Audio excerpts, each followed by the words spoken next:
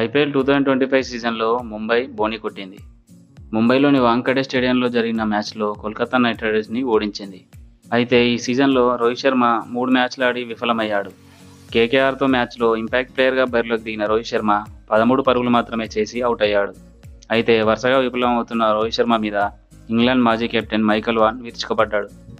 Rohit playing 11లో కొనసాగడం కష్టమని, రోహిత్ ఇప్పుడు ముంబై ఇండియన్స్ కెప్టెన్ కాదని, కేవలం బ్యాట్స్మెనే అని గుర్తుంచుకోవాలన్నాడు. ఈ విధంగా ఆడితే వేరే ఏ ప్లేయర్ అయినా టీంలో ప్లేస్ కోల్పోతాడని, రోహిత్ శర్మ కాబట్టి ఇంకా జట్టులో ఉన్నాడని ఆరోపించాడు.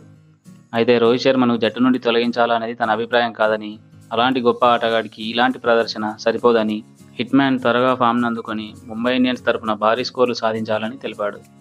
మీకు కనుక నా వీడియో నచ్చినట్లయితే లైక్ చేసి షేర్ చేయండి. మరిన్ని ఇలాంటి క్రికెట్ అప్డేట్స్ కోసం మన ఛానల్ని సబ్స్క్రైబ్ చేసుకోండి. Thank you for watching.